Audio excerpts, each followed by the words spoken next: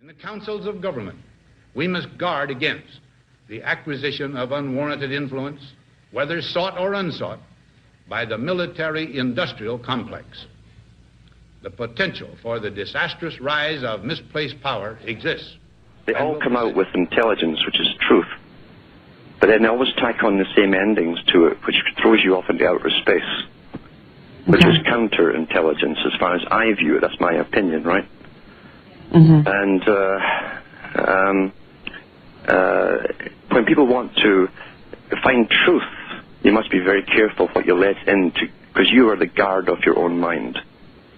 And they can be very persuasive, and often they come out, too, with what seems to be certain information for the first time.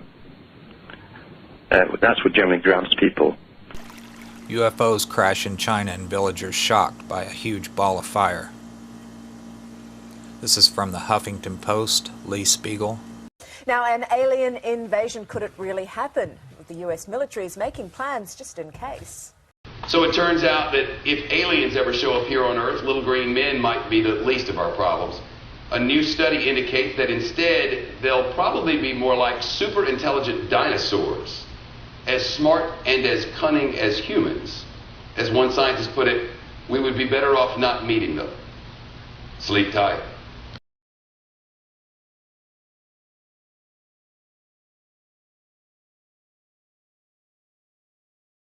The Star Nations kept their side of the agreement. They're honorable people and operate from very high metaphysical and spiritual principles. The same cannot be said of the four governments involved. There have been firings on star visitor craft from time to time, and one of the counselors said to me that the humans say, well, it was a mistake or a misidentification or human error. We didn't mean to do it, but of course these happened and did. One of them was even captured by astronauts who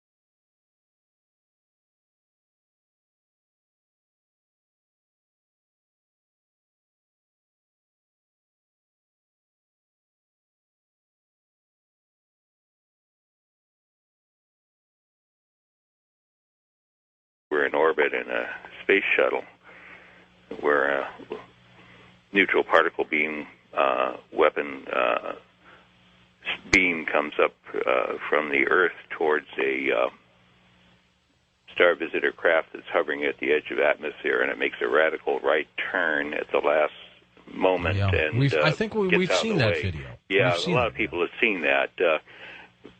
That's just documentation that the deal was violated and that they've continued to fire on them. There, of course, have been various reports of downed UFOs since the 60s, and those were no accidents. It was deliberate shootings because these cabal-type folks want to grab these vehicles and tear them apart and back engineer them and find out what makes them tick and take that technology and reproduce it so that they can have advanced weapon systems to rule the world with.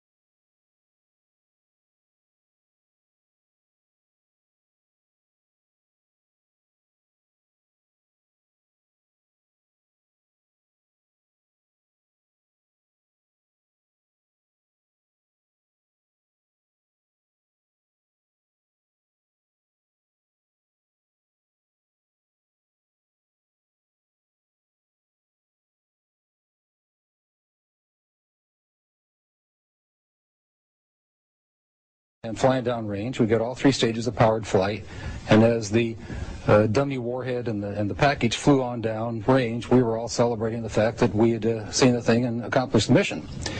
When I got back to the base with the film the next day, I was called into the office of Major Florence J. Mansman, and there were 3 people in gray suits standing in there. There was a 16mm camera and a screen set up. Major Mansman said, "Lieutenant, sit down and watch this." And he turned down the lights, turned on the camera, on the projector, and the film came on. And I recognized it as the film that we'd shot at Big Sur the previous day. Toward the end of the flight, I was looking at Major Mansman saying, "Pretty good stuff, huh, sir?" And suddenly he said, "Just watch this." And as I watched, the warhead, the dummy warhead, the chaff that was put out in front of it as a decoy to deflect the Russian anti-missile tracking radar, everything was flying along, and suddenly, in the same direction this stuff was flying at about 8,000 miles an hour, the object came into the frame, shot a beam of light at the warhead, flew up to the top, shot another beam of light at the warhead, flew around the direction it was flying, shot another beam of light at the warhead, flew down, shot another beam of light at the warhead, and flew out the same way it came in. Well, I don't see it. Why didn't you see this when you were shooting it? Well, it was 600 to 800 miles away from us. Oh, I got you. They confiscated. Well, first of all, the Major Mansman said to me, "What was that? Were you guys screwing around up there?" I said, "No, sir." And he said, "Then tell me what that was." And I said, "We got a UFO." And he said, "Lieutenant, you are never to speak of this again. As far as you're concerned, this didn't happen." Hold on, guys. I'll be right back. I got to take a break. Okay. It's the weight of the evidence, and it's like J. Allen Hynek, who is the Air Force Blue Book guy. He said, look, he says, it's an embarrassment of riches. We have so much material. We have so much information. But if you take for one case that we have in the Disclosure Project, and that's a man who was the senior guy at the FAA, and they were tracking this object over Alaska, and it was at one point in the sky, and in one sweep of the radar, it would be 40, 50 miles away, moving completely non-linearly, not like an airplane. And we have the radar tape, we have the pilot report, we have all the evidence from the airline and the government. And this whistleblower who came forward, John Callahan, he said, I'm one of the senior officials in the government that not only have the evidence, but was part of a cover-up to keep the American people ignorant of it. And 2 men he identified as officers from Wright-Patterson Air Force Base brought him a model, an impression of a lower jawbone. They wanted a working model made. He was to keep no records, and the mold he created to make the model was broken and thrown in the trash as the Air Force officers left. Smith retrieved the broken mold pieces and put them back together at home, and he made his own model. He said he knew this just wasn't human. Few have ever seen it, and those that have can't identify it.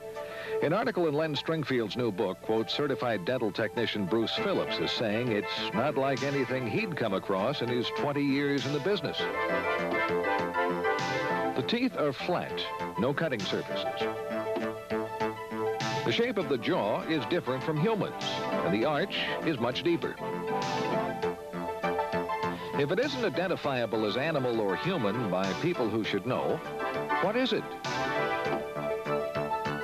Could this finally be the first hard evidence the Air Force was indeed doing tests on alien bodies out at Wright-Pat? Jack Smith says the jawbone model was made in 1979. And if you compare the shape of the jaw in the model with the shape of the jaw in this computer drawing of an alien, it's almost a perfect match. Some sources claim the drawing was part of a government UFO briefing in 1978, same time frame, and was based on photos from Wright-Pat. I'm Abby Martin, and this is Breaking the Set. So it's no secret that the U.S. military has over 5,000 nuclear warheads, enough to eliminate most life on Earth. But it may surprise you how much it costs just to maintain these weapons. Well, a new study from the Center for Non-Proliferation Studies just concluded that over the course of the next 30 years, the U.S. will spend nearly $1 trillion to either keep these weapons operational or modernize them. Because you know the Cold War never really ended. And if there's one thing we need to be spending billions of dollars on, it's mass killing machines. So while this country continues to lag behind in education, income equality, and sustainable energy, at least we can keep the people of the world up at night knowing that the Cold War is alive and well, and we got our nukes locked and loaded.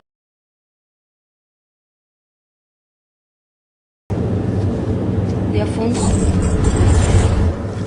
Foi ali que eu tive um acidente e morri.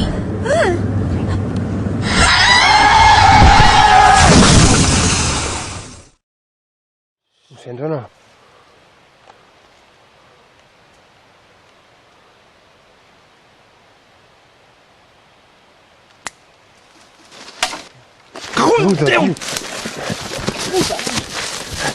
Va, corre, corre.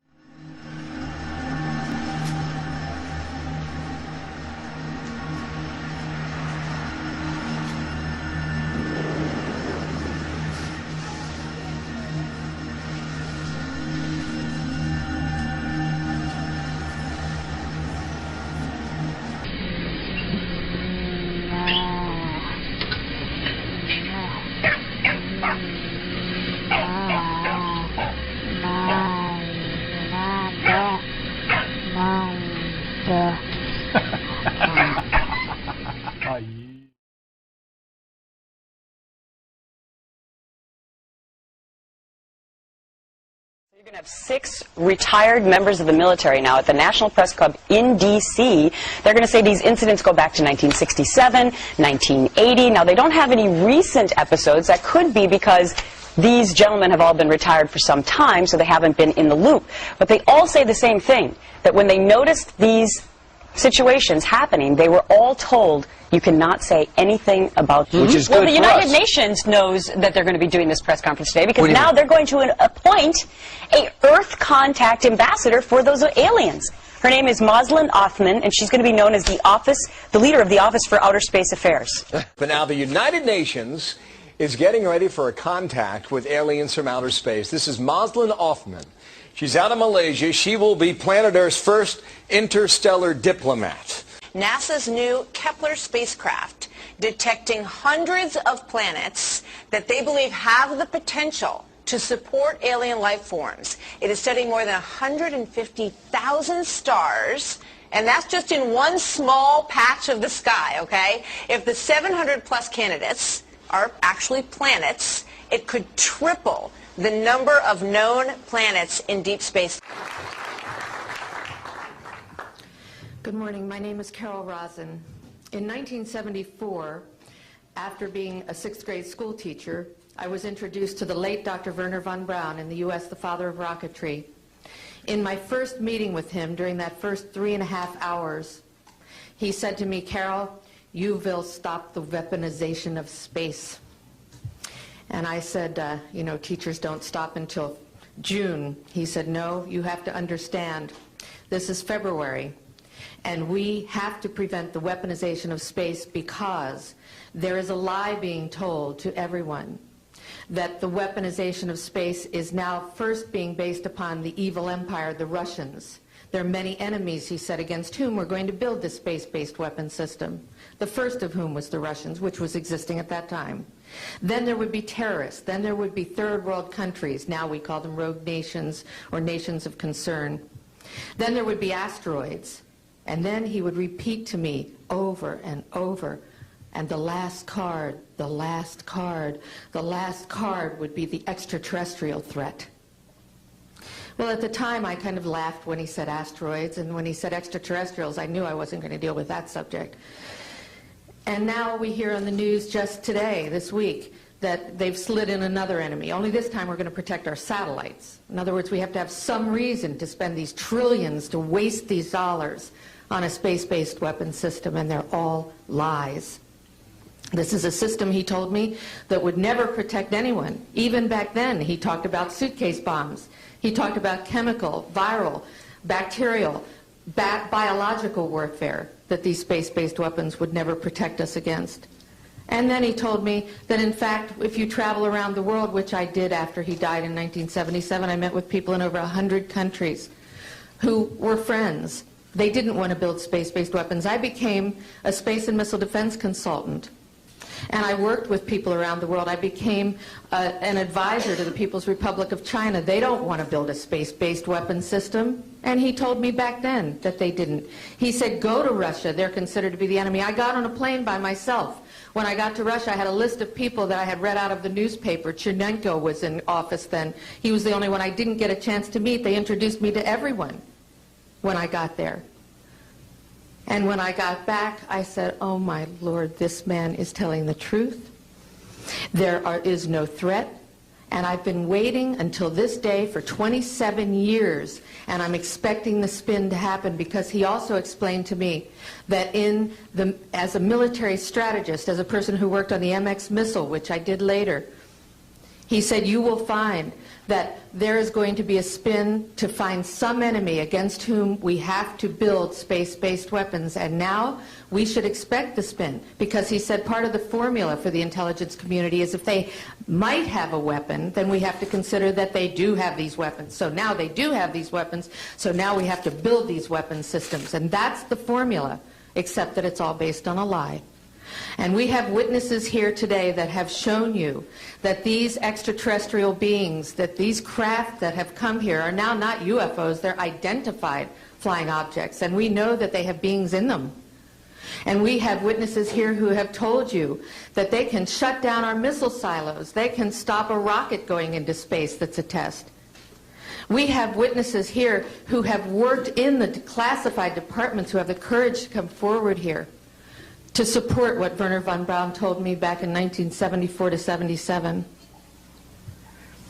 And I will testify before the Congress that when I founded the Institute for Security and Cooperation in Outer Space, which I shut down a few years ago because I didn't believe we had a chance with this huge, integrated around the world, complex weapon system, that we had any chance at all of transforming that war industry into a space industry that could provide benefits, like Dr. Greer has said, of global warming. We can end that situation of that problem. We can end the energy crisis. We can build now non-polluting technologies. Wernher von Braun used to tell me that we could have cars back then that drove around off the ground. He described this to me on beams so that we have no pollution on this planet.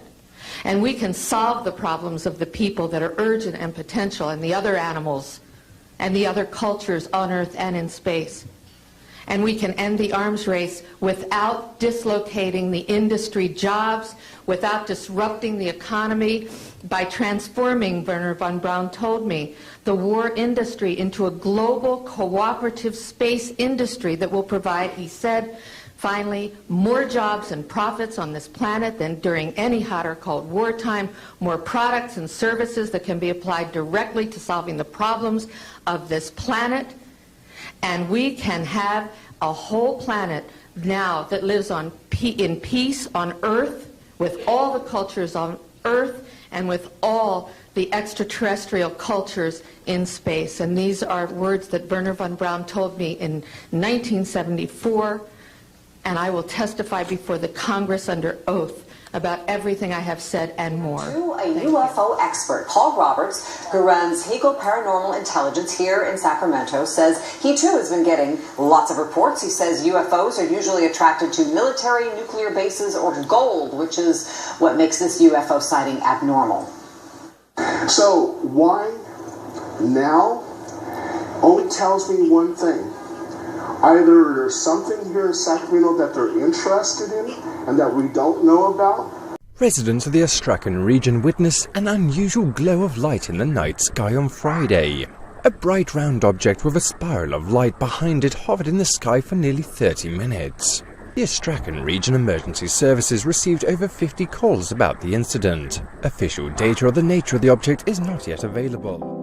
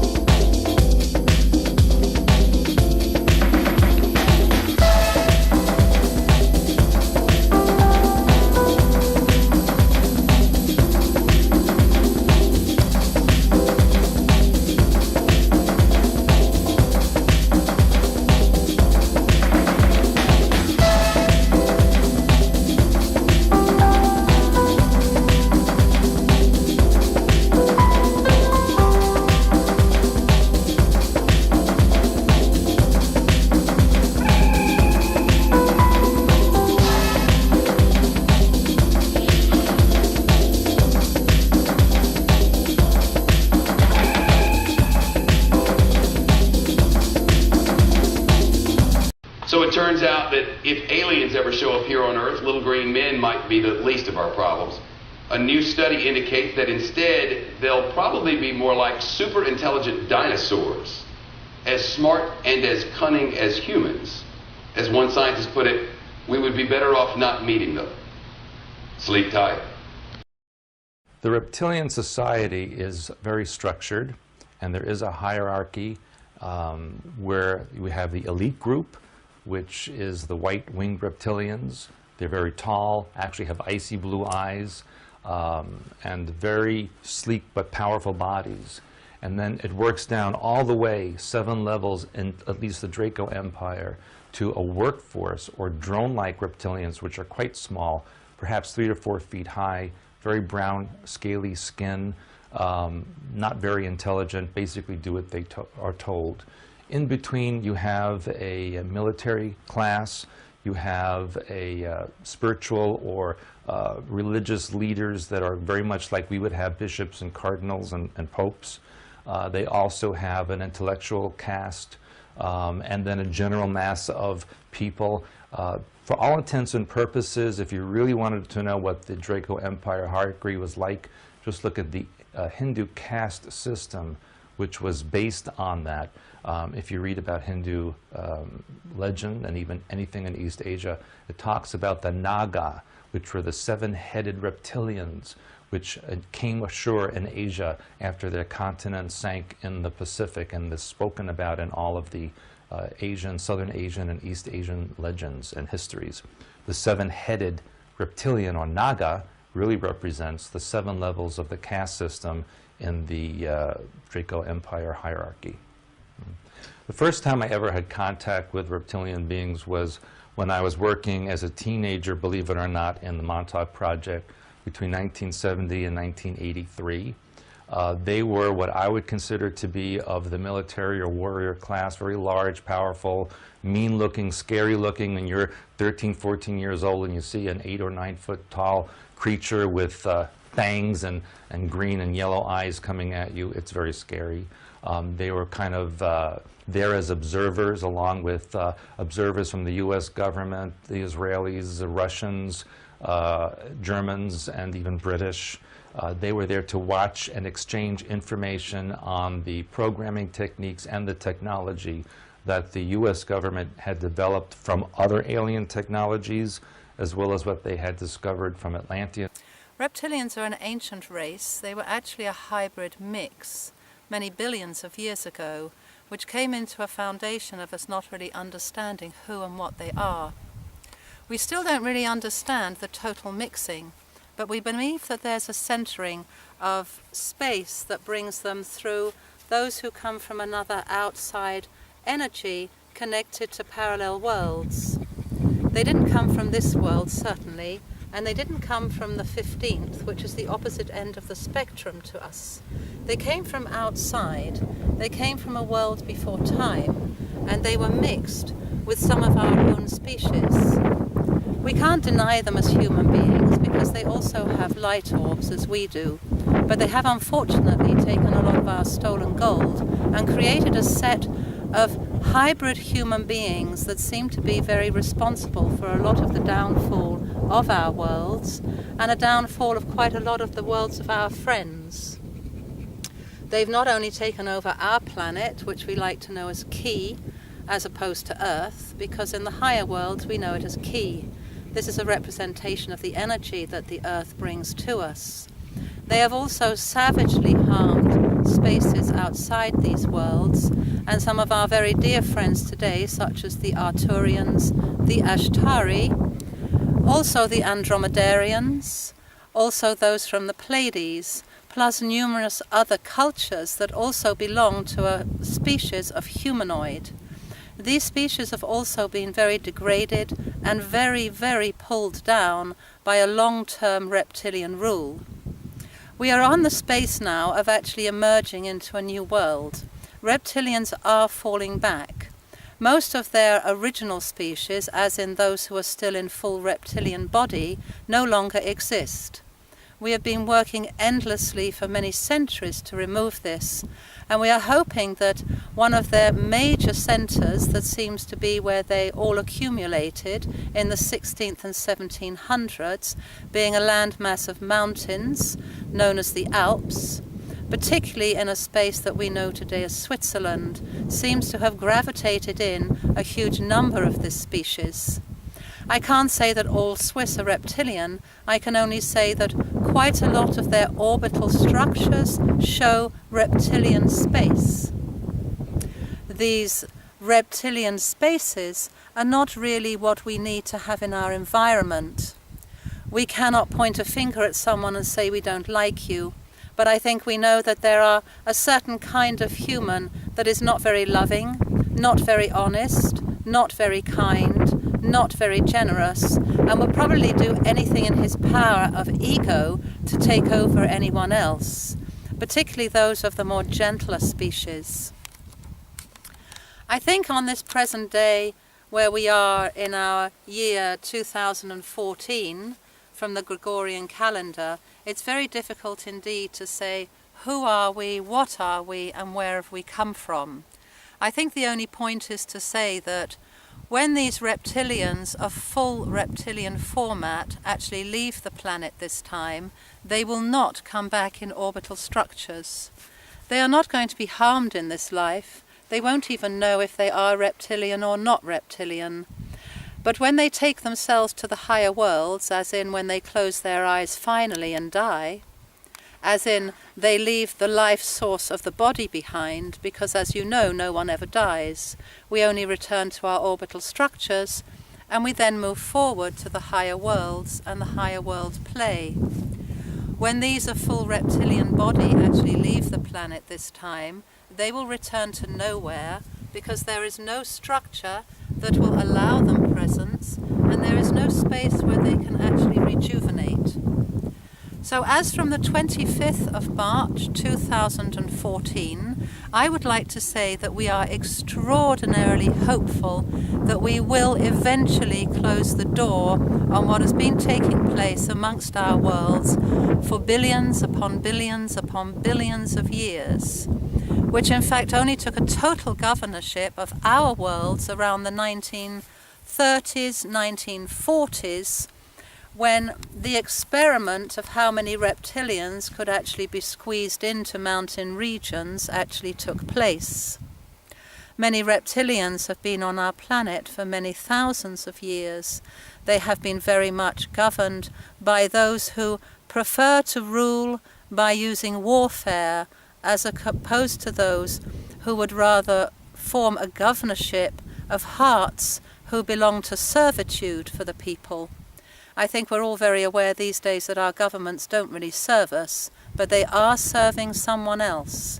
And I think that's somebody else who seems to really enjoy taking our gold out of our bank vaults.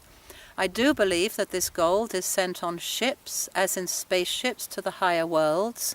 And I do believe that this gold is then handed over to reptilian species who actually then recreate light orbs to be quite a devastating space that are then brought down into our communities as human beings. Sadly, this has been going on for a long time, and sadly, we have no way of telling totally who is who and what is what. The only thing I can say is, I don't think they can move any more of these light orbs into our space. I don't believe when they leave our space they can rejuvenate anywhere. And I do believe that we have some exceptionally amazing brothers of other species, as in our dear Arcturian brothers, who do have quite a few spaceships on the dark side of the moon. I also believe that there is a ship that the American government has talked about as being a comet. I don't think it's a comet. I think it's an Arcturian warship. And I think they are surveying us and hoping us the best of luck with our removal of reptilians. They have also undergone a shocking experience with their own islands, islands being their own planets. We wish them love, hope, and harmony, as we wish every species who desires reptilian-free governorship in hope and the presence of bringing a peaceful world into harmony for all times. Thank you.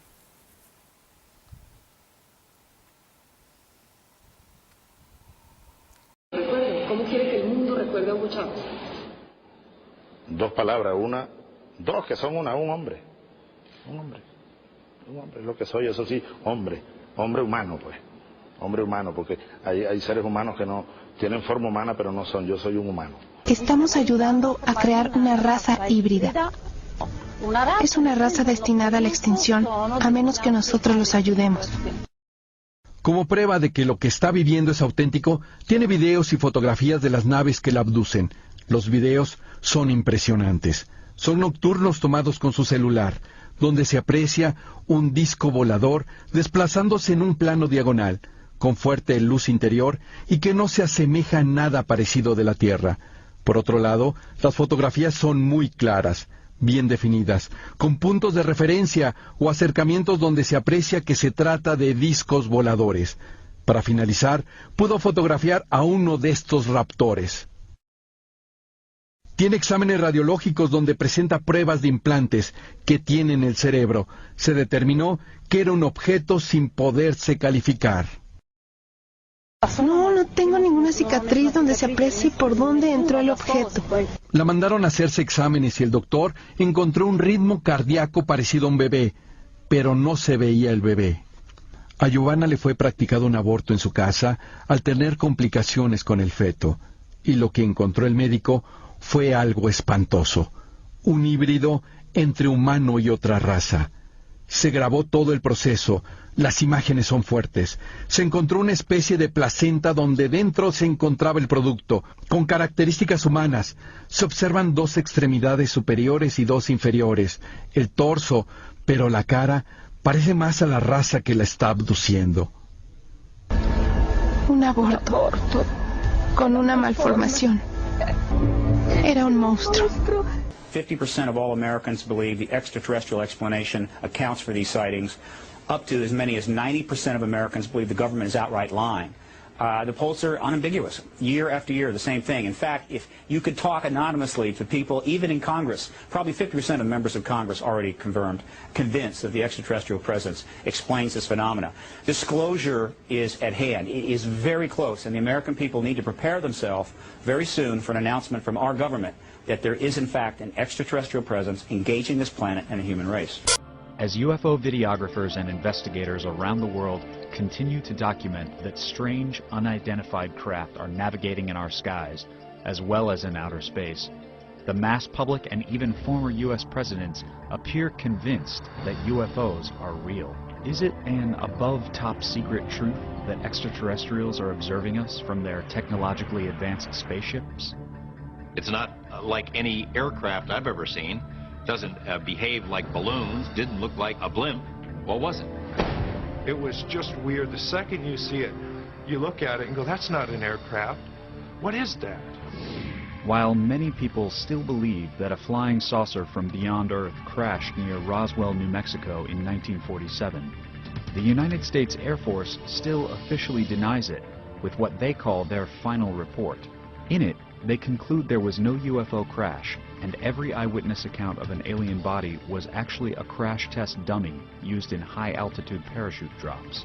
I don't think the Americans should believe anything that our government says about Roswell. How could we? They denied that it existed for so long, then it was a weather balloon, now it's a super-secret weather balloon. Who knows what it'll be next week? It is no coincidence that some of the past American commander-in-chiefs seem very interested in UFOs. Before he was president, Jimmy Carter witnessed the flight of a UFO and even reported it to authorities. Subsequent presidents also expressed their concern about visitors from outer space. I occasionally think how quickly our differences worldwide would vanish if we were facing an alien threat from outside this world. Interestingly, after he left the White House, Ronald Reagan confirmed he saw what he believed was an alien craft when he was governor of California from his plane and asked his pilot to follow it until it shot off into space. And when Bill Clinton was president, he publicly stated, quote, "As far as I know, an alien spacecraft did not crash in Roswell, New Mexico in 1947. If the U.S. Air Force did recover any alien bodies, they didn't tell me about it either, and I want to know." In the 2008 U.S. presidential election, some candidates seemed very open to the possibility that UFOs exist, and one came forward with his own tale of a close encounter. As our current exploration of Mars continues with NASA rovers, perhaps one day NASA cameras will roll up to this ever-controversial structure known as the face on Mars, which many believe was created by an advanced ET civilization. Maybe when the mystery of this monument and nearby pyramid structures is solved, we will be closer to proving that alien life does in fact exist, even on planets so close to ours. But those who've chronicled the UFO evidence most to date think the ultimate proof will come from everyday people pointing cameras to the sky. We, the people, are going to prove that this is truth. Not the scientists, not the authorities, not the military. We, hundreds or thousands of people with our cameras in our hands, are going to be able to produce the evidence that is going to be seen around the world and is going to prove that this is real.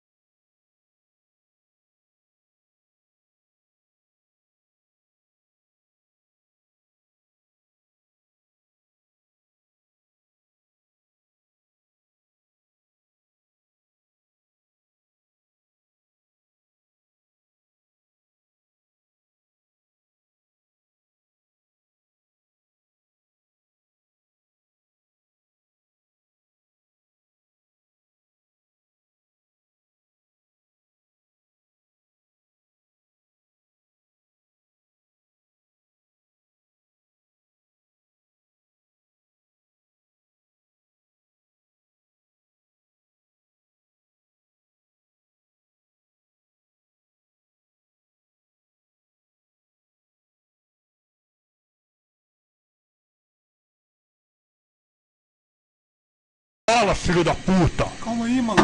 Porra, vai chocar o bicho, cara.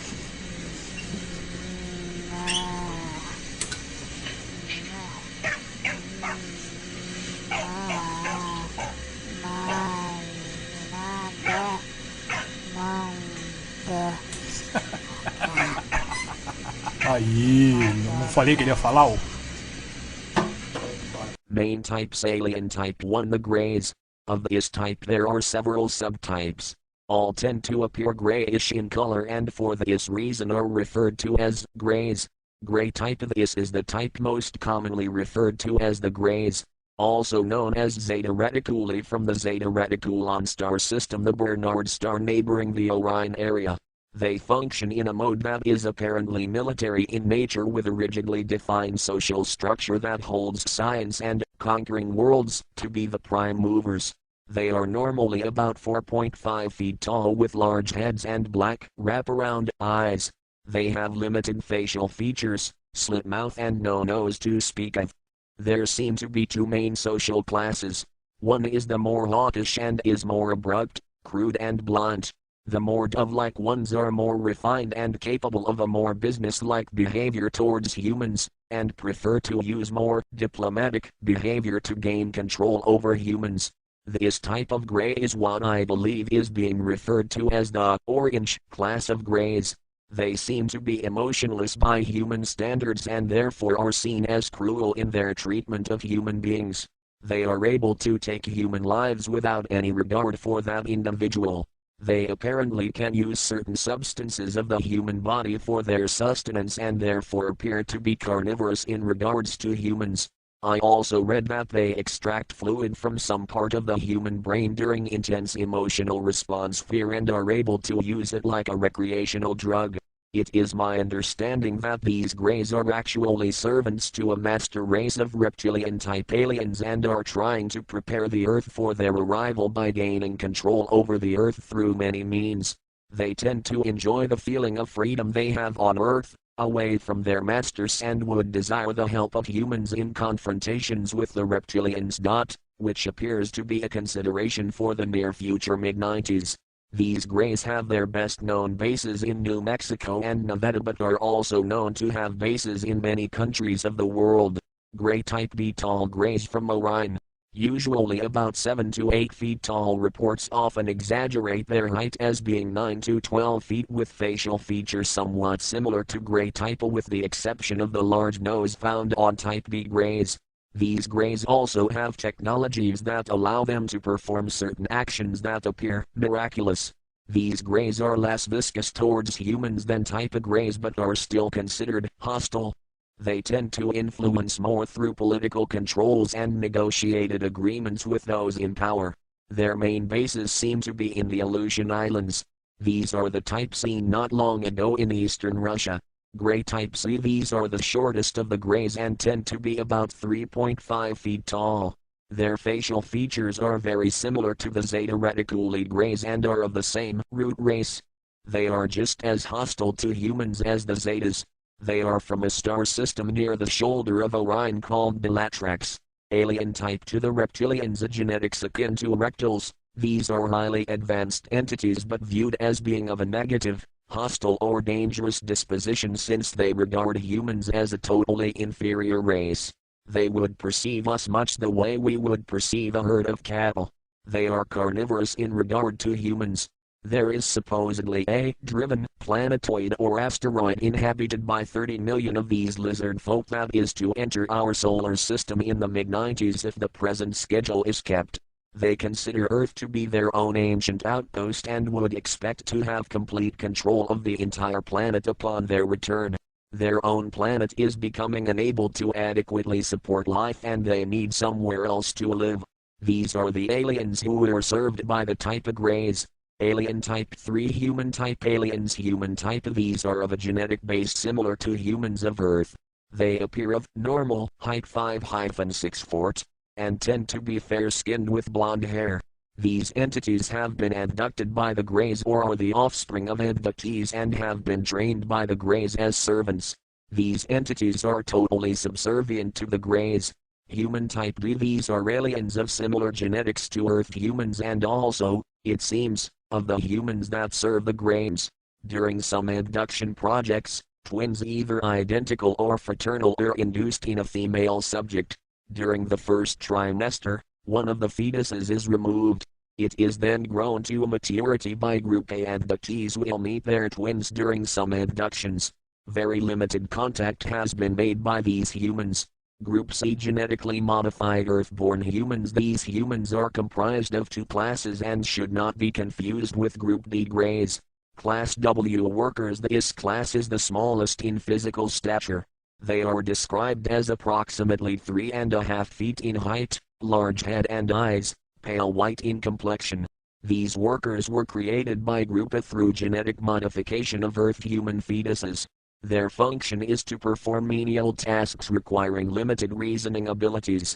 In mental capacity, they are equivalent to a 5-year-old child. Class T technicians. These humans are basically the same as Class W. They are slightly larger, at approximately 4.5 feet in height. Their complexion is tan or yellowish. Their reasoning and deductive abilities are higher. This allows them to perform more complex operations. They are often seen operating ship controls and in transport activities. Both classes W and T are telepathically camouflaged to appear as greys to abductees. This is done to conceal the true nature of Group C. It is felt that perception of Group A maintaining a human slave population would hinder future contact efforts. This point will undoubtedly be a source of much heated debate in the near future. Group D greys. Of the 6 groups discussed in this paper, the greys appear to represent the only non-human contingent. The following data should be considered tentative at best. Height is approximately 5.5 feet. The head is large, eyes large, black and very slanted. Skin color is dark gray and non-porous. All data so far indicates that they may be a cetacean-based life form. On Earth, this comprises the species of whales and dolphins. Descriptions of gray skin color and texture closely match that of dolphins. The stare and stun effects approximate that performed by dolphins on potential enemies, such as sharks and barracuda. Human and dolphin fetuses are nearly identical, up to a certain development stage. Group E human/gray. So here's some Swiss money. Here you got the DNA helix on it. The old 10 francs shows the Nibiru system. There's some good videos about it on the internet, on YouTube. But I wanted to show you this here. Here's the octagon pillars, as I just showed you on the video. There they are, 8 pieces. That has a meaning. This is octagon. And here it shows a grey. Some aliens, look at it. The Swiss reptilians. I mean, these are no humans, look at it. These are Swiss reptilians, the Nazis, who financed Adolf Hitler, gave Red Cross passes to the worst mass murderers you can imagine. There, it's a grey. It even is grey. Okay, this is, and they are standing in the octagon. Look at it. So this is Switzerland, the home of the Nazis and the center of hatred against humanity. Oh, okay. I don't believe you.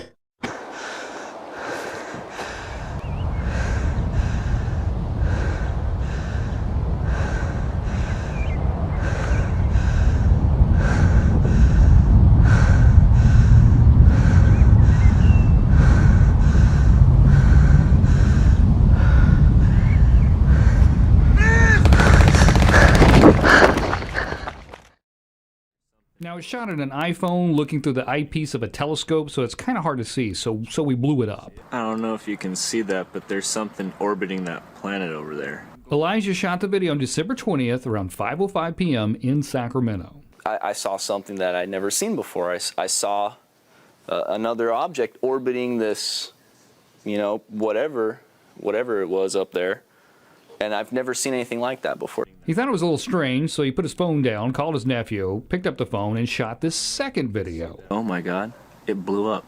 What the? Something just blew. Once again, it's his camera phone shot through a telescope lens, so we zoomed in and we slowed it down.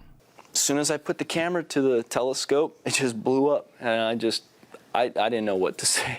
I don't blame him. It certainly looks suspiciously like an explosion. So I sent the video off to Dr. Stephen Moran. He's the guy that wrote Astrophysics for Dummies. He said, Cody, I don't recognize the explosion as an astronomical phenomenon. I'm not sure what that means.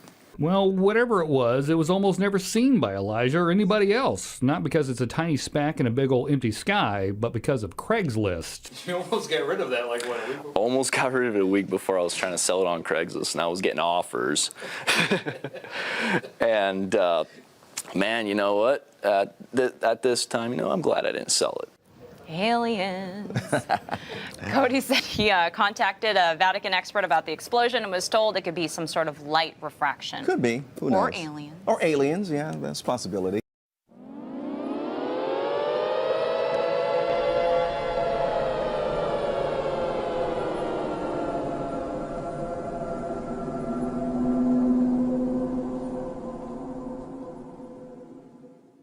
Okay, we've never seen pictures like this before from NASA. Amazing video of what looks like tornadoes on the sun. Signs in the heavens and the earth. And what we're seeing is that these events continue one after another. There's been a lot of buzz over the last few weeks about strange sounds being heard in the atmosphere. People around the world and here at home have reported hearing some bizarre noises. Some strange noises heard around the world the last few weeks, from Arizona to England and right next door in Manitoba, all showing folks alarmed by what sounds like a noise straight out of a science fiction flick.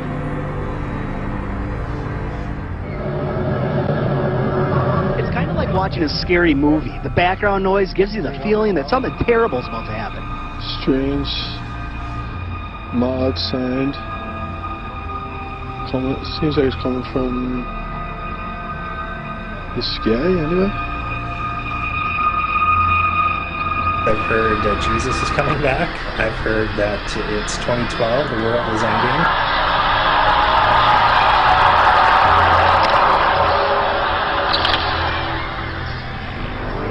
This phenomenon stretched beyond North Battleford. Similar experiences were reported in Saskatoon, northern Saskatchewan, and parts of the U.S., even in Europe.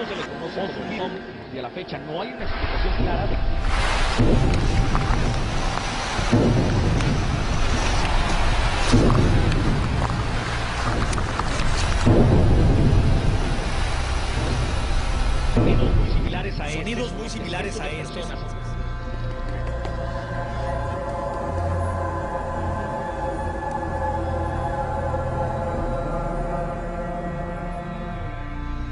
I've never seen this before. Are you doing video? I have never seen this before, and I'm doing video. That's correct. Can we please send it to James Spain and the Weather Channel? That we are in the birth bank. Something is going on. We are in unprecedented, uncharted waters.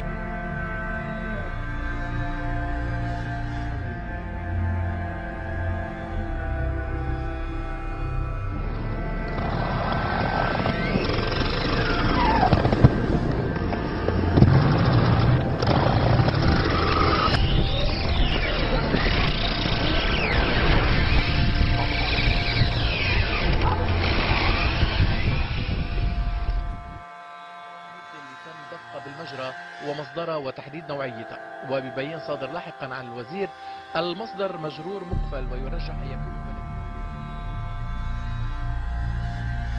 A terrible mystery gripping the world right now. Birds, fish, and all kinds of creatures just dropping dead.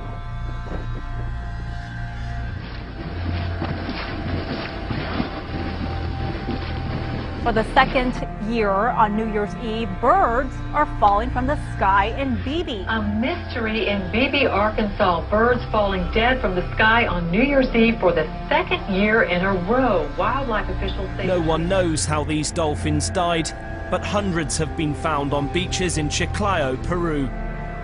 At least 260 dolphins washed ashore across a roughly 60-mile stretch of beach.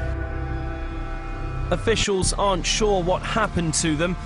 An event like this is particularly unusual because dolphins aren't normally found in these seas. Everywhere you look, you see the carcass of a dead turtle.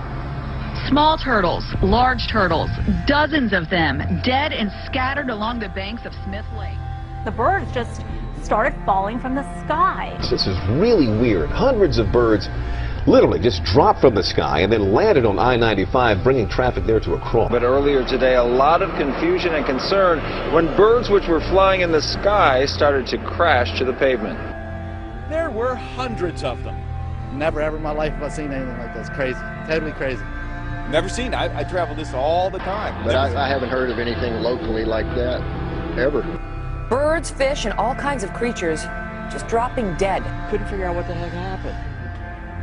Never seen anything like it.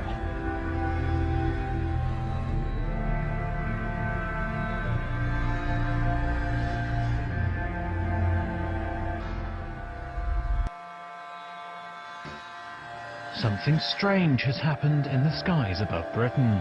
Police throughout Scotland and the north of England received calls of a bright light streaking across the sky on Saturday night.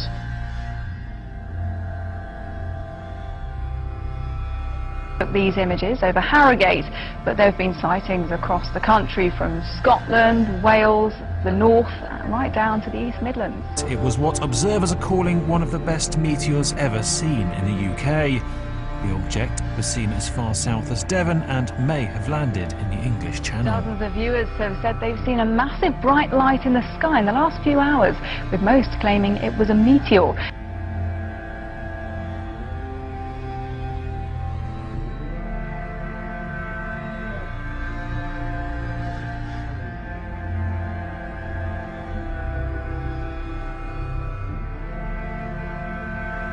You'll be hearing a lot about this next item over the next 11 months, but astronomers have identified a new asteroid about 150 feet across, which is headed our way and may come so close to Earth that it will pass between us and the satellites orbiting in space above us.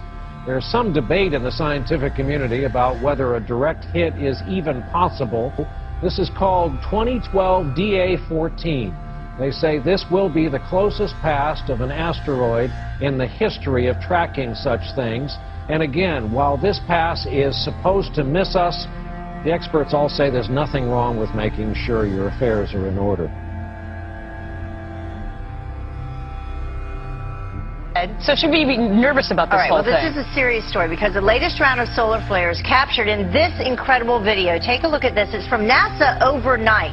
The burst that you're seeing there, charged particles erupting off the surface of the sun. And we saw an even bigger solar flare Tuesday night. Right now, all of those particles are racing toward the Earth, as you said, about 4 million miles per hour. And it's growing as it gets closer to us. On top of that, the problems will arise when the flares reach the Earth's magnetic field, apparently. That's when we could see mass power. It's like a cloud of birds, but a giant cloud. It's really creepy. It's kind of like, is the world coming to an end here or something? I mean, it's scary. The whole sky will fill up with black birds. But it's crazy. It's scary, ain't it? How many do you think? Like a million. It's like we're being held hostage. Held hostage in maybe a 3-mile radius by blackbirds. When it comes down, it sounds like rain coming down. I mean, literally, from inside of our apartment, you think that it's raining outside. What a sight this is. Thousands of dolphins swarm a whale-watching boat off the coast of Orange County. You're looking at hundreds upon hundreds of dolphins breaching out of the water. The unusual spectacle was caught on tape.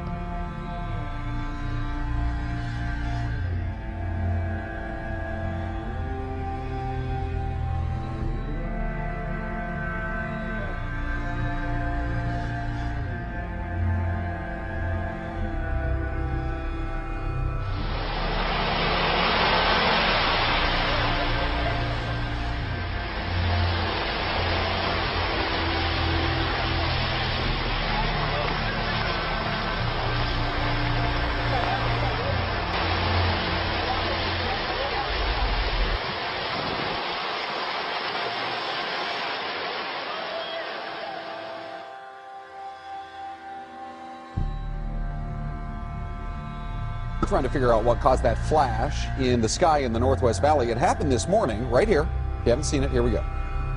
During Andrea's traffic report, look, we're going to slow it down for you right there. Look in the background.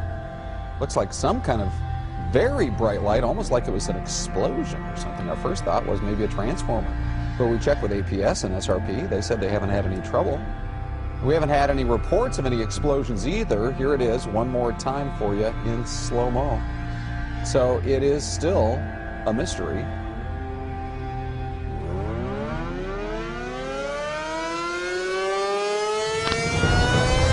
Here it comes.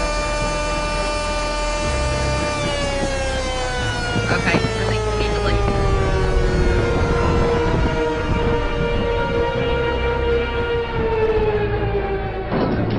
Take it away from us, Lord. Take it, Lord. Take it, Lord. Take it away from us, Jesus. Holy Ashiri, Asundari, Ashan. Father God, all powers in your Son's name. Take this stuff away from our home.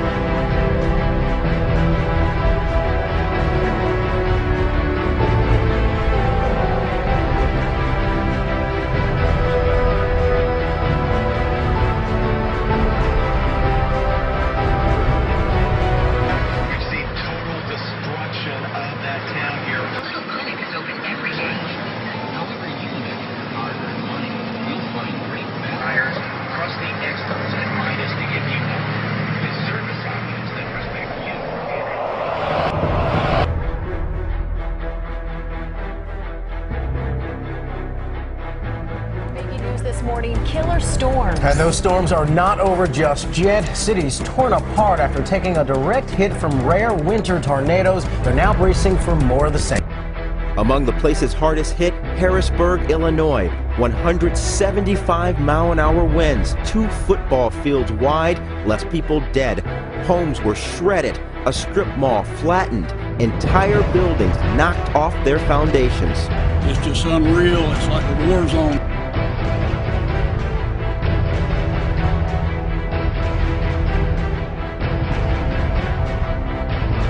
A somber Saturday morning as hundreds of thousands wake up to sheer devastation.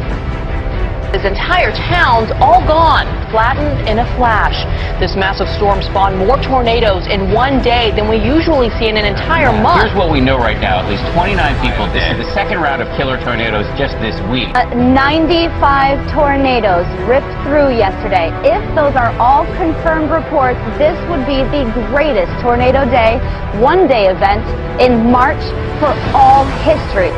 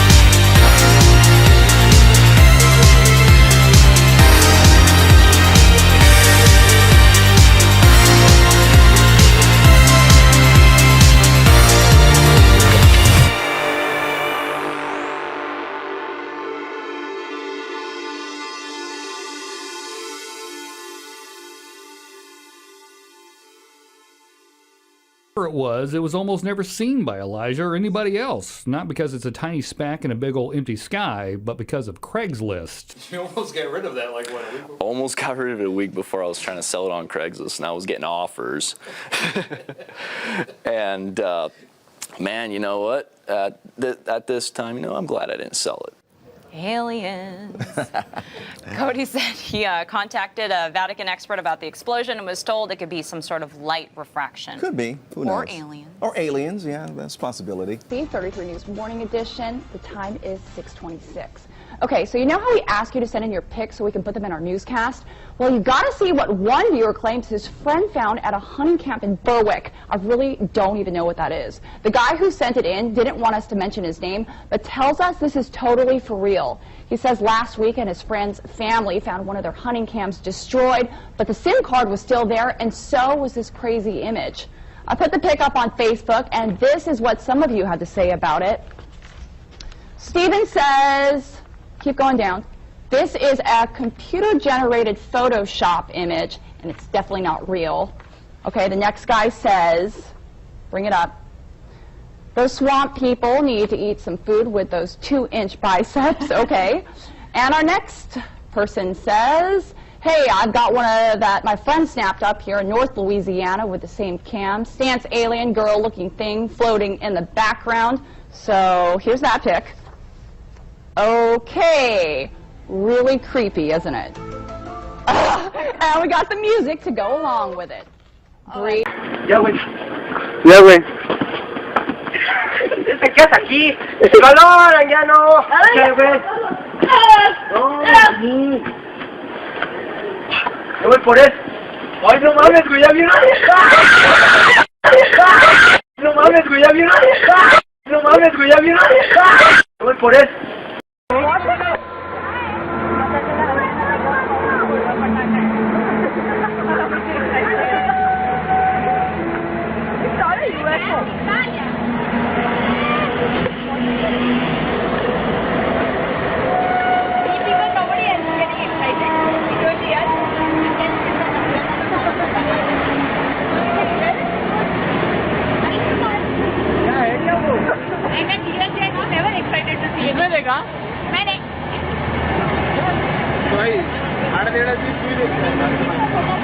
वो जगह से आगे नहीं आ रहा है वो जगह से आगे नहीं हो रहा वीडियो है वीडियो वो रॉकेट में पीछे आग लगी है वो क्या है रॉकेट में आग लगी है वो क्या है आसमान में अजूबा वो क्या है आसमान में अजूबा क्या जूम करके आदमी का फोटो ले रहे क्या जूम करके आदमी का फोटो ले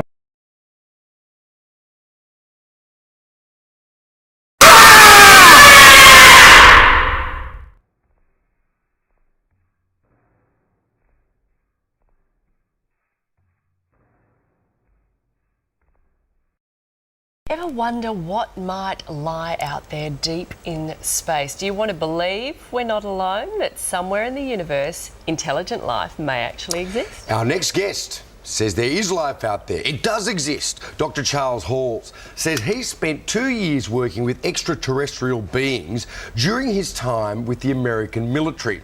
He claims the US military has actually been in contact with alien species for years. And Dr. Charles Hall is here to explain, along with his wife Marie, live from what Bugs Bunny used to call Albuquerque, New Mexico. Now, thank you both for your time. Terrific to have you with us. Firstly, Charles, can you tell us your story of how you managed to come into contact with these beings as you worked with the military? I'm a Vietnam veteran, and I enlisted in the Air Force in July 1964, and I was trained as a weather observer, and I was sent to Nellis Air Force Base, Nevada, outside Las Vegas, Nevada, and for 2.5 years I was sent up to the gunnery ranges up at Indian Springs, and I was given a clearance to allow me to go anywhere in Dreamland as long as I was alone. I discovered that up there at the north end of Indian Springs Valley, which you can see on the map in the state of Nevada here in America, that there was a base which the U.S. Air Force maintained for a group of extraterrestrials who were tall and white. And I, as the duty weather observer, was allowed to go up there, or they were allowed to come down to where I was.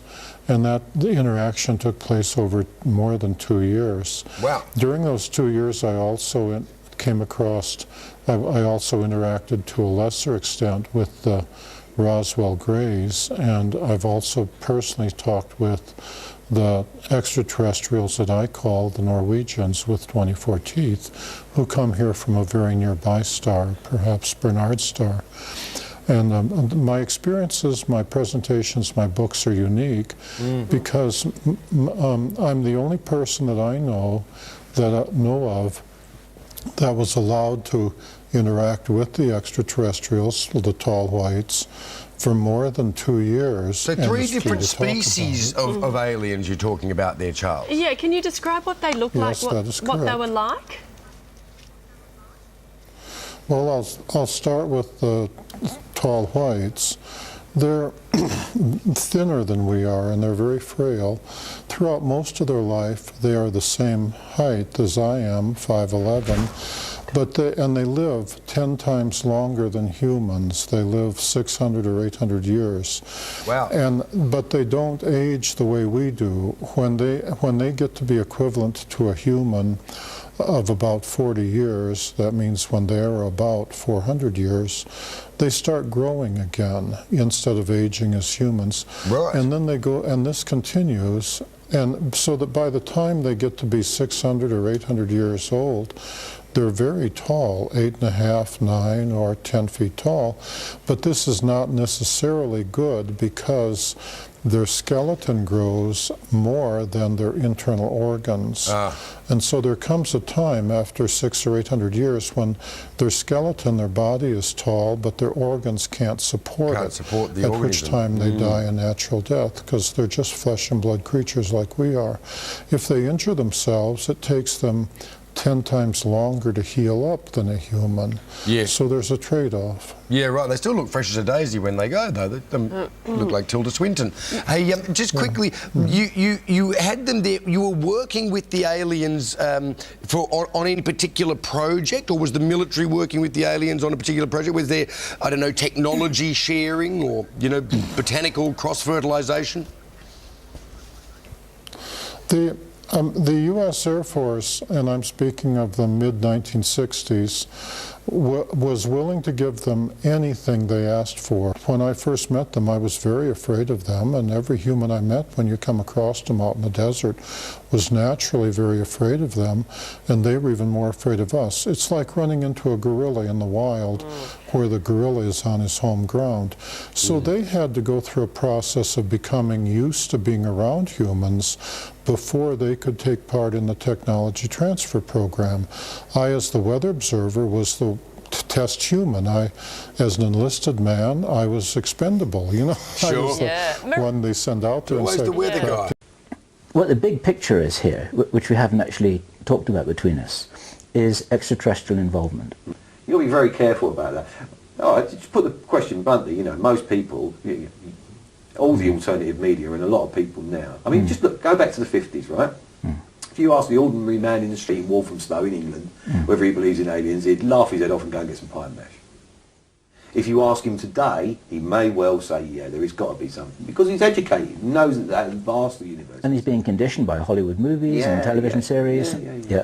Which is all part of what I mean, we are being prepared to come to terms with this. But not for the reasons you think. For what reasons? They're going to have nothing to do with us. They're there. If you, the ETs are going to have... Let's call a spade. Yeah, they exist. There is no conjecture. They do. Yeah, there is stuff. But you know what? That's no big surprise to 50% of people, shall we say. Right. But that number's gone up, hasn't it? You know, more and more people realise, you know, more important, you know, NASA have got more and more slapdash about, and cannot, because of The very thing they've created, the media monster behind trying to get money for the space race, yes, is still there from the 60s. Yes. And people, there is a lot of people that are very interested in it. And so because of that, cameras are on the shuttle. And because of the internet and various people that are clever with the internet, Mr. McKinnon and people like that, who I know very well. Do you know Gary McKinnon? I'll tell you a story about him later on. Off record? Yeah. That's a shame. Okay. All right. We're talking about cameras on the shuttle and people are clever with computers. What I'm trying to say is, you can't, there's so many now. Yes. You can't keep your lid on everything. You're saying it's impossible to hide the reality. And there's a certain piece of video that is quite prevalent on the internet of a circular thing rolling behind a tether. Yes, I know that one. That's factual. Yes. A couple of miles across, but it's not a ship, and things aren't what you think they are out there. You should regard space more as an ocean. Okay. Yeah. We've got no right to turn around and say intelligent or unintelligent, you know, because then what you're doing, you're comparing things to your intellect, aren't you? Okay. And how can you compare that to a human? Are you stating this as a fact? Absolutely. A fact. And what you're talking about here is you're talking about large living beings, like big kind of... And small. And small living beings. Look at it this way, if you've got a shark swimming through the ocean, he's got fish swimming all around him most of the time, picking up morsels, servicing him, and he doesn't eat them. They go right in his mouth. Yes, yes, yes. And come out. You know, that's a natural thing, yeah? Yeah. Is it so far-fetched for you to understand that that could be the situation out there? Okay. But at the same time, there are some what we could regard as metallic craft, things that you could call spacecraft. Right. As well. Yeah. Right. But tell you what, I've got an axe to grind here, so let me grind my axe. Right? You do that. Okay, so here you are, you're an alien, yeah, you're on the other side of the universe, right, for instance, yeah, you're in Orion, yeah, you're that far away, yeah, you're in your ship and you're flying all the way here, and you cross intergalactic space in a fantastic piece of machinery, yeah, and you get and then you crash in Nevada. Right. Rubbish! Okay. Rubbish! You're shot down. Okay. That's what happened to you. Yes. Because you didn't think that there was any kind of particle weapon or kinetic weapon that could do that. Yes. Well, you wasn't prepared because it was the first time you came. Yes. That was, it was got something to do with radar, wasn't it? They discovered that radar would actually do this. Yeah. Am I right? Well, it was quite an aggressive... It wasn't an accident. Okay. I've got you. So you're saying that the so-called crashes weren't crashes, they're actually offensive actions which were discovered... I ask you to understand that because you don't cross intergalactic space and then crash in Nevada, do you? I understand that. You see, that's my axe there, so sorry, go on. I've got you, that's fine. So you're saying that initially there was a way of bringing the craft down that was discovered by accident, and then it was, more or less, and then it was fairly quickly... It was a deliberate attempt. Utilised. Amazing that it worked. Yes, right. And then when it did, so it's a lucky hit, and then they started to get focused about it. Yeah, well, they realised that it could be done, and then went down the avenue of trying to figure out how they done it and what actually did cause it, and they needed to look at the thing they brought down to do that. Yes, and then they educated them, so they became much better at it. Yes, because then you got the Americans mainly, I guess. Was it only the Americans? Or did this happen in every country? No, let's drop the borders and the nationalities. Okay. So then you got people who are pretty smart, who got their hands on this ET technology, and that was never part of the setup. That was never part of the plan, was it? No. It was never part of the plan. No. Okay. And what kind of problems has that caused? Well, you know what we're like. It's not caused... They want to go. We're going to be the visitors. So that's what the selection's about. Okay, it's about creating a sort of space crew or a and remember, new... it's second hand, so. I understand that. A new breed of humanity who will be well equipped to go off into the cosmos like the Crusaders. Yeah. Yeah, like the Crusaders. Like the Crusaders. And it's like you give... It's like you've got the spirit of the Crusaders and you give them extraterrestrial technology to move with. There you go. And then... And are any of us in any doubt that we're going to start planet hopping within the next century? Are you actually in any doubt with the technologies available now? Because we're doing it with robots. personally, I'm in no doubt at all that we've got a Mars base. Oh, right, okay.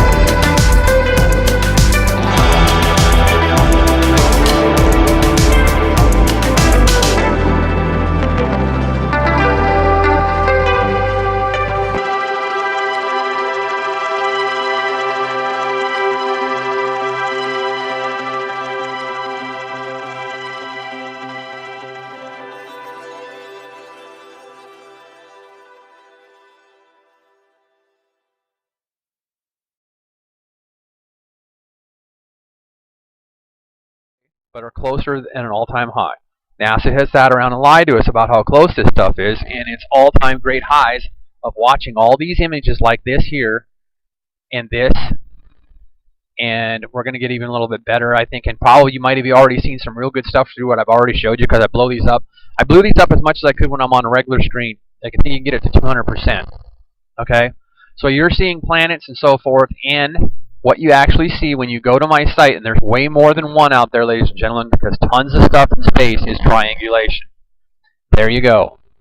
That is Blink 229, Lumi 229, CL 101 229. NASA has all kinds of goddamn numbers to mess everybody up in what something is in space. Okay? This is actual footage that I did not steal from NASA, but a former employee got it out. enemy to the United States of America? Quite possibly he was. But it's still factual data that the government's not going to show you, okay? Now, there is way more than one of these out there, i.e., we have this. Welcome back, everybody. We've just received new video of the Israeli Air Force strike Peter Ducey mentioned earlier in our show. The Air Force struck down an unmanned aircraft flying over their airspace. Now, officials are saying they are still trying to figure out where the drone came from.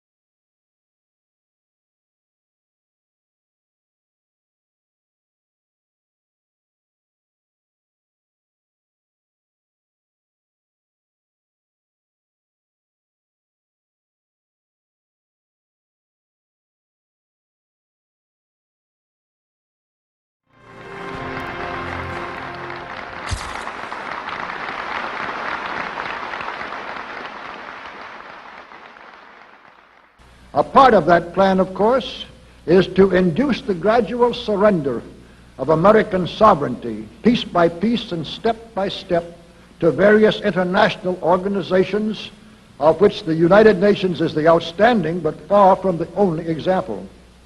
Now, here are the aims for the United States. 1, greatly expanded government spending for every conceivable means of getting rid of ever larger sums of American money as wastefully as possible. 2, higher and then much higher taxes. 3, an increasingly unbalanced budget despite the higher taxes. 4, wild inflation of our currency. 5, government controls of prices, wages, and materials, supposedly to combat inflation. 6, greatly increased socialistic controls over every operation of our economy and every activity of our daily lives. This is to be accompanied, naturally and automatically, by a correspondingly huge increase in the size of our bureaucracy and in both the cost and reach of our domestic government. 7, far more centralization of power in Washington and the practical elimination of our state lines. There is a many-faceted drive at work to have our state lines eventually mean no more within the nation than our county lines do now within the states. 8, the steady advance of federal aid to and control over our educational system, leading to complete federalization of our public education. 9, a constant hammering into the American consciousness of the horror of modern warfare, the beauties and the absolute necessity of peace, peace always on communist terms, of course. And 10, the consequent willingness of the American people to allow the steps of appeasement by our government which amount to a piecemeal surrender of the rest of the free world and of the United States itself.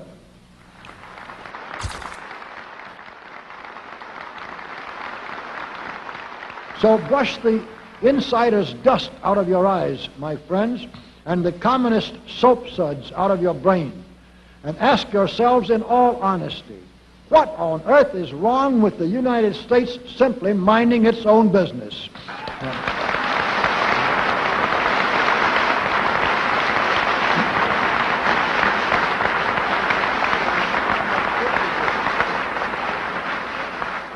Or with having its foreign policy function primarily for the safety and benefit of the American people.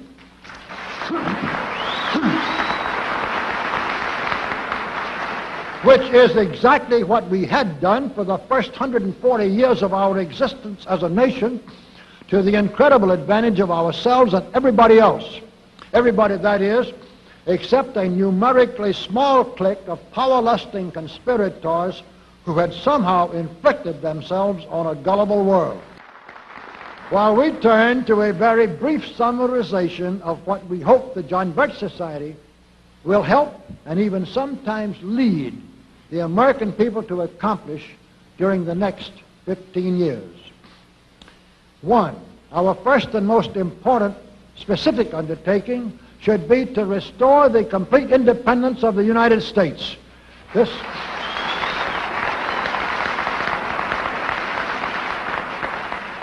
This includes our resolution to get us out of the United Nations and get the United Nations out of the United States.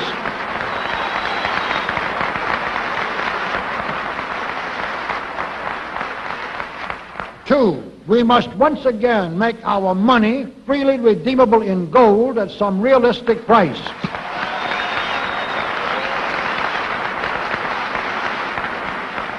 And we must take all practicable legislative steps to prevent a recurrence of the enormous thievery and other subversive crimes that have been perpetrated on the American people through a contrived inflation by every president from Franklin Roosevelt through Richard Nixon.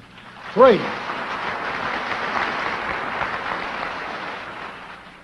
we should reduce the number of government bureaus, of government civilian employees, and the whole quantity of government by at least 50%.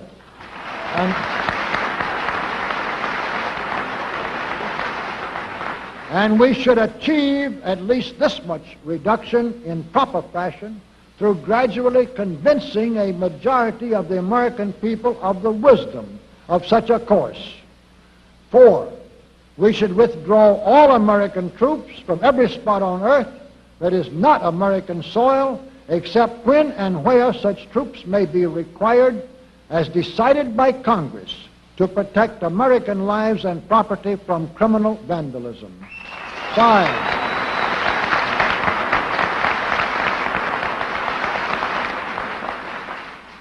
Five, we should get government out of the areas and functions and activities where government does not belong. Again, all steps to this end should be taken gradually, but nevertheless just as rapidly as enough of the American people can be persuaded to support such progress.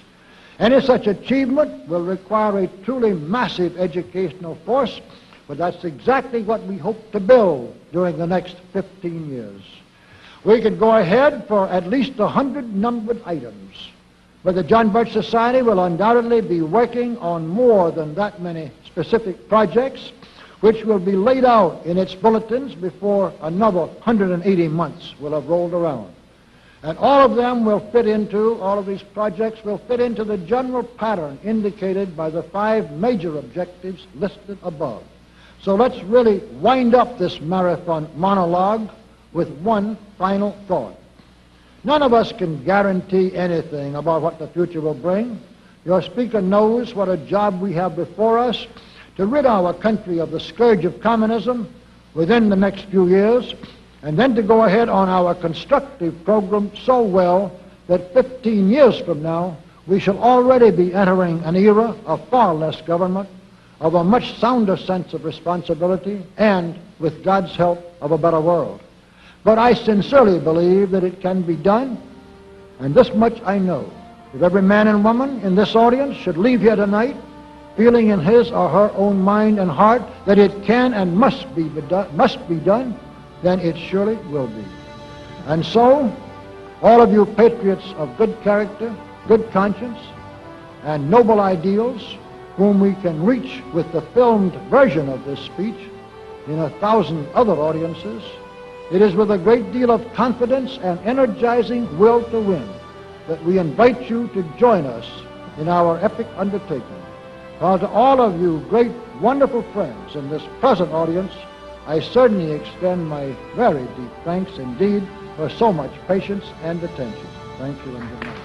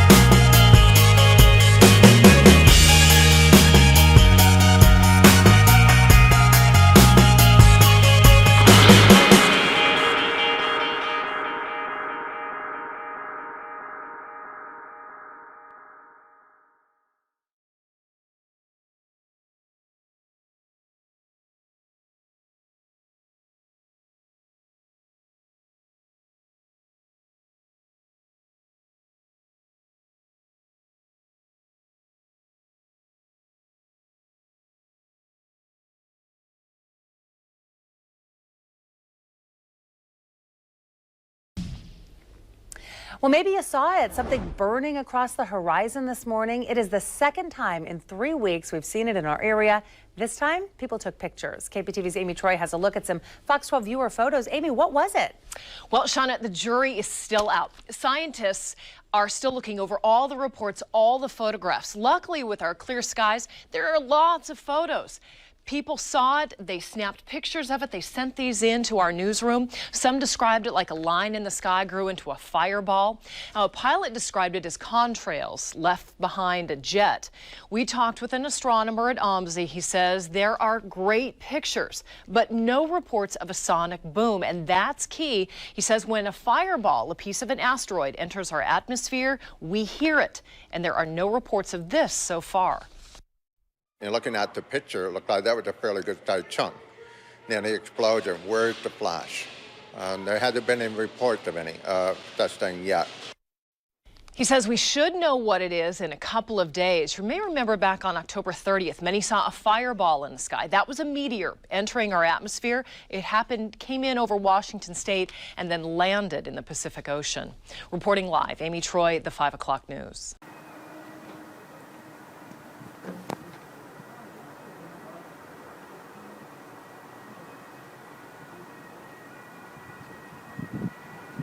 The fireball flew Friday night. The East Coast does not mean the end of Western civilization as we know it.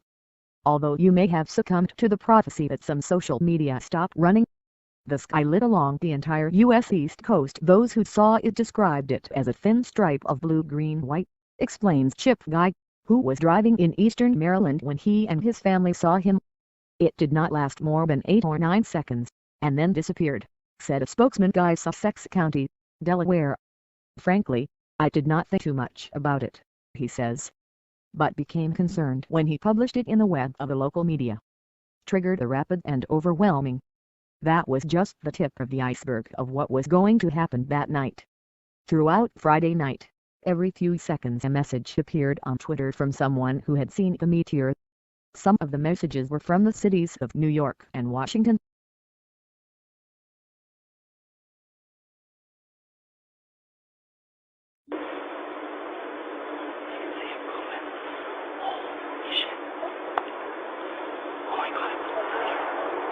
That wasn't thunder.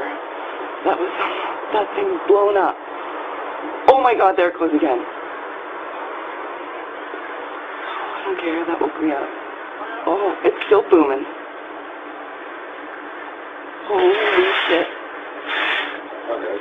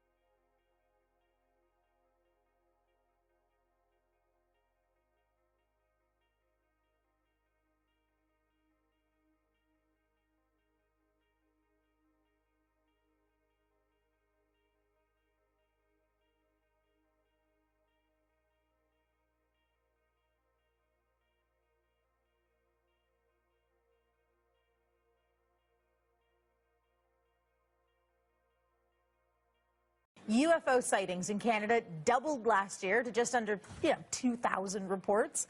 Stephen Putticombe has the details from one place where something strange was spotted. The 2012 UFO survey done out of Winnipeg, Manitoba has a surprising result. There was more sightings than ever before in the history of the survey. There were 1,981 UFO sightings reported in the country last year, about 5 a day. That's more than twice the number of reports in 2011 when there was 986. Now, the number of cases in 2012 completely eclipses all previous records for the highest reports in 1 year, which was 1,004 in 2008. Turns out that it was just a matter of that all the sources seem to reply that they had an increase in the number of UFO reports. So So it's something across the board. People in Canada were actually looking up into the sky more often than in the previous year. Ontario had more than 40% of sightings, but that's mainly because their population is so large. In 2012, about 7.5% of all UFO reports were judged to be unexplained. The percentage dropped from 11% the year before. Typical UFO sighting lasted about 15 minutes, and there were all kinds of shapes, sizes, and lights seen in the air, many of which could be explained. But again, 7.5% couldn't be. Now, an alien invasion, could it really happen? The US military is making plans just in case. What are the official plans for contact with extraterrestrials? Will they come in peace or war?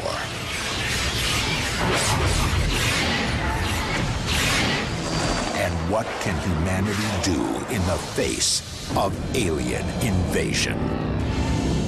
Yes, it is best to be prepared for anything, and Professor Paul Springer from the US Air Command and Staff College would advise the military in the event of an invasion. He had to get special government clearance to talk to us, and I spoke to him earlier. Paul, it's an incredibly difficult thing, isn't it, to plan to fight back against an enemy we would know absolutely nothing about? Well, that's absolutely true, but at the same time, we make all kinds of contingency and war plans against enemies that we never expected to face in combat. And so the idea that maybe the enemy will have something technological or doctrinal that we've never foreseen is something that we try to plan for any way that we can. Well, obviously, if we did get invaded, these aliens would be much more technologically advanced than we are because we didn't even know they were there. How would you go about fighting an enemy that was just so infinitely superior in technology? Well, the first thing you'd want to try to do is preserve your forces as best you could. You would want to learn as much about the enemy as possible, and that would mean things like trying to find vulnerabilities, trying to capture technology, but survival is your first priority, because if you send all of your forces into the field and have them destroyed by that superior enemy force, then when you do find a vulnerability, you won't have any opportunity to exploit it. What do you think would be the alien plan? What would they do first? That really depends on why they're here in the first place. If they're here for the extraction of a specific resource, for example, they might want to just eliminate any resistance that might block them from their objective.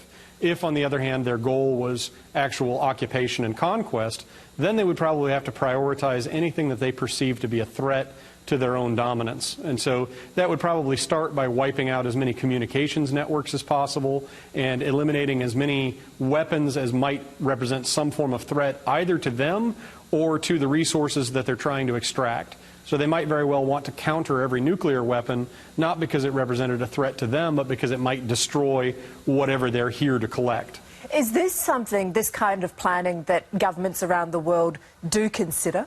It is, in the same way that governments do plan for any future potential calamities or conflicts. This is the type of thing that, because it's neutral, you're not provoking a fight or assuming a fight with a country that you might want to maintain a good diplomatic relationship with. If you insert alien in place. 2 years ago, from my research, I'm convinced it's much more serious than that. It's more than a loose network. It is a conspiracy. In 1784, a copy of this document was sent to the Illuminists Weishaupt and delegated to foment the French Revolution. You mean the Illuminati was responsible for the French Revolution? Yes, absolutely. The courier was struck dead by lightning as he rode through Ratisbon on his way from Frankfurt to Paris. What about a little divine intervention there, huh? The police found the subversive documents on his body and turned them over to the proper government authorities. After careful study of the plot, the Bavarian government ordered the police to raid Weishaupt's newly organized lodges of the Grand Orient and the homes of some of the most influential associates, including the castle of Baron Basen-Sonderdorf. Additional evidence was thus obtained convinced the authorities that documents were a genuine copy of a conspiracy by which the Synagogue of Satan had controlled the Illuminati at the top, planned to use wars and revolutions to bring about the establishment of one kind or another of a one-world government, the powers of which they intended to usurp as soon as it was established. In 1785, the Bavarian government outlawed the Illuminati and closed the lodges of the Grand Orient. In 1786, they published the details of the conspiracy. The new order of the world, our enterprise is now a success. He said these blind slaves say they are free and highly educated, even as they march behind, notice this word, signs. Have you ever taken time to analyze a sign or a billboard or a logo?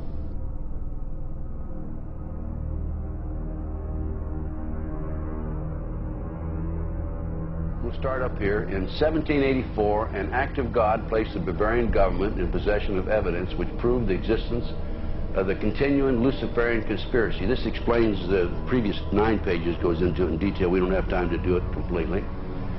Conspiracy. Adam Weishaupt, a Jesuit-trained professor of canon law, defected from Christianity and embraced the Luciferian ideology while teaching at Ingolstadt University. In 1770, the money lenders who had recently organized the House of Rothschild retained him to revise and modernize the age-old protocols designed to give the synagogue of Satan ultimate world domination so they can impose the Luciferian ideology upon what remains of the human race after the final social cataclysm by use of satanic despotism. Weishaupt completed his task on May the 1st, 1776. It's a communist holiday, isn't it? May 1, 1776. The plan required the destruction of all existing governments and religions. In 1776, Weishaupt organized the Illuminati to put the plot into execution. The word Illuminati is derived from Lucifer and means holders of the light.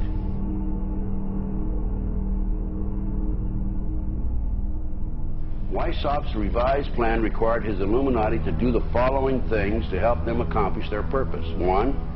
Use monetary and sex bribery to obtain control of people already occupying positions in high places in the various levels of all governments and other fields of human endeavor. Once an influential person had fallen for the lies, deceits, and temptations of the Illuminati, they were to be held in bondage by application of political and other forms of blackmail and threats of financial ruin, public exposure, and physical harm, and even death to themselves and their loved ones. Number 12.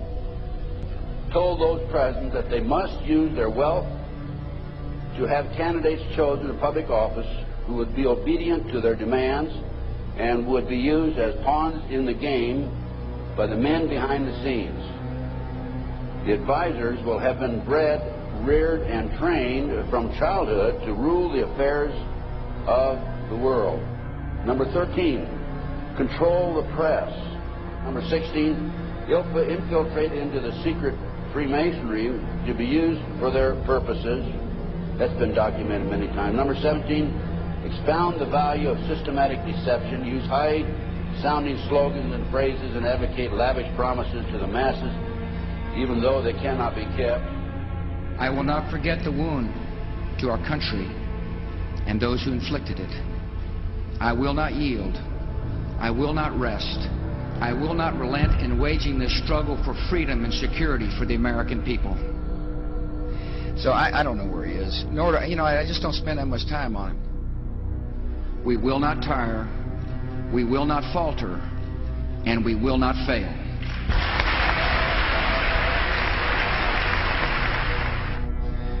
Terror is bigger than one person.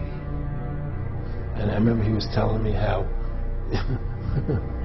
you're going to see soldiers looking in caves for people in Afghanistan and Pakistan and all these places, and there's going to be this war on terror, of which there's no real enemy.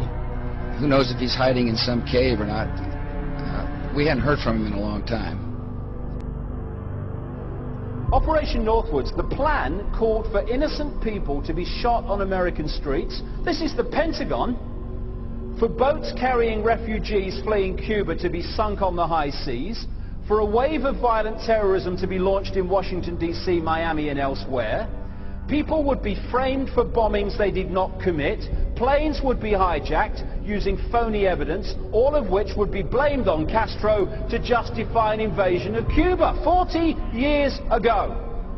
An aircraft at Elgin Air Force Base would be painted and numbered as an exact duplicate for a civil registered aircraft belonging to a CIA proprietary organization in the Miami area. At a designate time, the duplicate would be substituted for the actual civil aircraft and would be loaded with selected passengers, all boarded under carefully prepared aliases. The actual registered aircraft would be converted into a drone, remote controlled plane, their word for it. Takeoff times of the drone aircraft and the actual aircraft would be scheduled to allow a rendezvous south of Florida. I mean, he's been tested unlike any other president. This 9/11.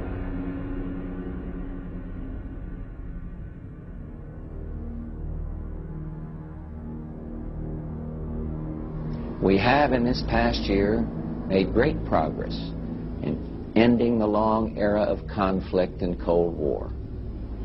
We have before us the opportunity to forge for ourselves and for future generations a new world order, a world where the rule of law, not the law of the jungle, governs the conduct of nations.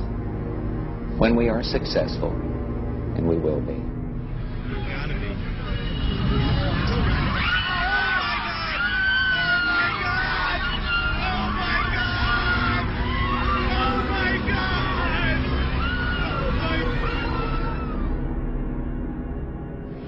He argued that the use of any and all means to reach their final goal was justified on the grounds that the ruler who governed by the moral code was not a skilled politician because he left himself vulnerable and is in unsuitable position to his throne. He said, those who wish to rule must have recourse to cunning and to make-believe because great national qualities like frankness and honesty are vices in politics.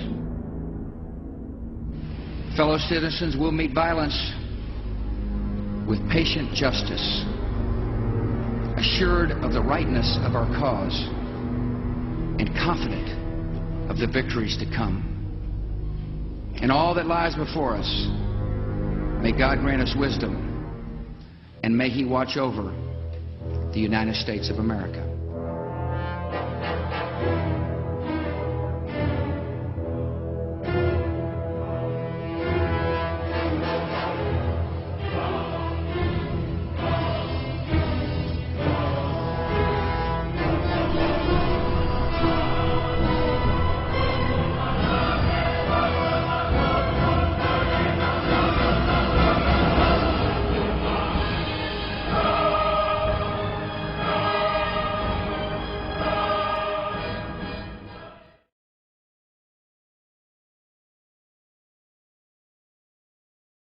Snorkelers brought to shore on Catalina Island the odd-looking fish believed to be what the ancient mariners described as sea serpents. And no wonder. I get it now. KTLA's Dave Meekum is live in Long Beach with more on the unusual find.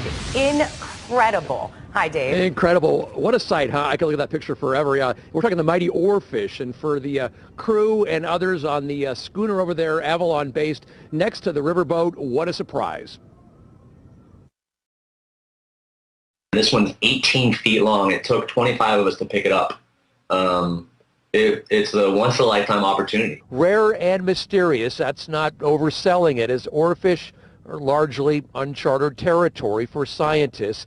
Jasmine Santana of the Catalina Island Marine Institute made the discovery of the recently deceased oarfish on Sunday at a depth of about 15 feet on the island's Toyon Bay.